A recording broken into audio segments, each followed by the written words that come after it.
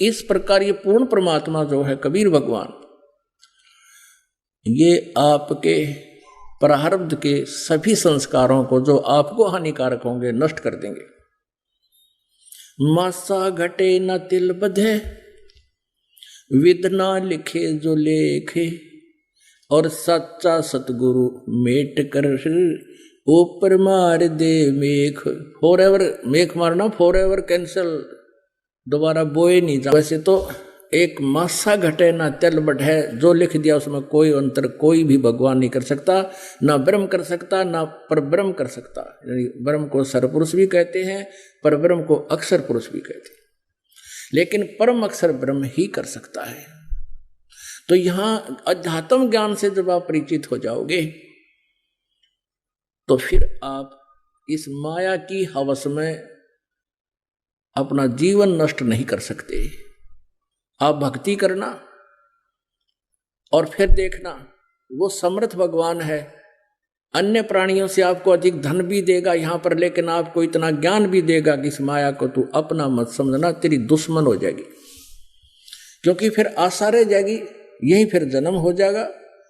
तो इस प्रकार इस तत्व ज्ञान से आपके ऊपर जितना भी आवरण अज्ञान का चढ़ा हुआ है और जितना भी प्रभाव इन तीनों गुणों का आपके ऊपर है, ये निष्क्रिय हो जाएगा, धीरे धीरे होगा।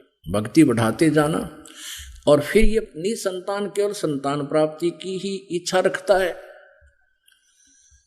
अब उसका भी कारण है, उस प्राणी का कोई दोष नहीं,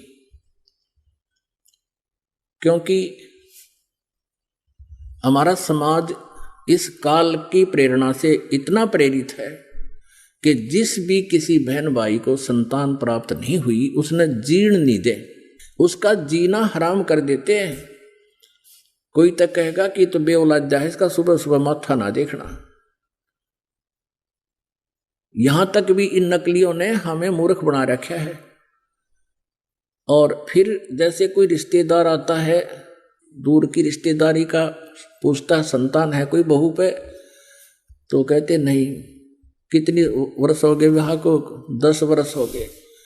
ओहो, फिर तो दूसरी शादी कर दो, यानी एक और बीमारी पैदगढ़ में गलवा देंगे।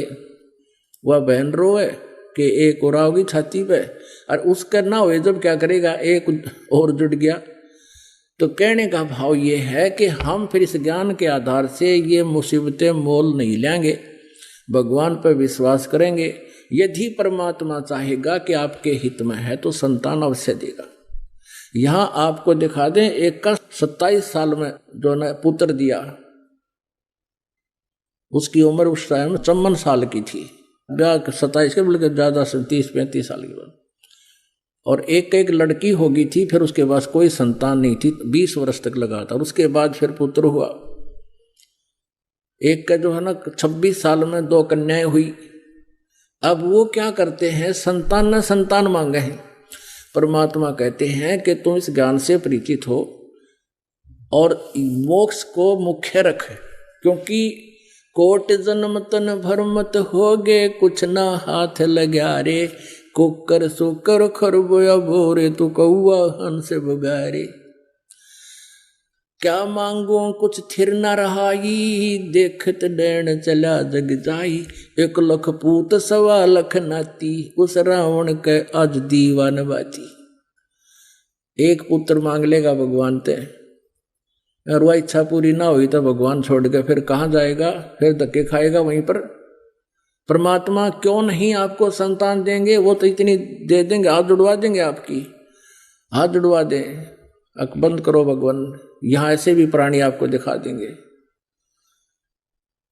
लेकिन आप उद्देश्य क्या लेकर आए हो, उस उद्देश्य को थोड़ा सा चेंज करना पड़ेगा। आत्म ज्ञान है पुण्यात्माओं, यह आध्यात्मिक मार्ग है, इसमें समझना पड़ेगा। जगत का और भगत का कहते आए हैं कि आपस में विरोध ही रहा है। कारण क्या है? क्योंकि संत यानी भगत के विचार आध्यात्मिक होते हैं और जगत में रहने वाले व्यक्ति के विचार संसारिक होते हैं। संसारिक व्यक्ति तो सन्नी संतान को बुरा मानते हैं और संत नि संतान को बहुत अच्छी आत्मा मानते हैं। कि वो बहुत ही नेक आत्मा है, क्योंकि हमने मोक्ष प्राप्ति करवानी है और यहाँ पर हम एक दूसरे के साथ संस्कारों से जुड़े हुए हैं। कोई पुत्र बना है तो पिछले संस्कार से। आपको बताया कि एक तो ऐसा बेटा होता है, पिता तो शराब पीता है, हुक्का पीता है, और बेटा कमा कर उसकी पूर्ति करता है, और ना उसको शराब के पैसे मिले 36 गाल सुनाता है, गाली देता है बेटे को, और बेटा फिर उसको पिता को दे रहा है। तो वो पुत्र जब कभी पिता था उस पिता का, कभी वो पुत्र उस पिता का पिता था, तब उसने ऐसा ही उसके साथ किया था। अब वो अपना बदला ले रहा है। एक ऐसा बाप है सारी उम्र कुमा कुमा के रख देता है, और बेटा शराब पीता है, काम नहीं करता है, उसके सारे धन का नाश करता है, और पिताजी बैठकर रो रहा है एकांत में। उसके कमाए हुए धन को व्यर्थ वो उड़ा रहा है, तो वो पिछले जन्म में बाप था या किसी और संस्कारवश उसने भी उसके ऐसे ही पैसे बर्बाद किए होंगे।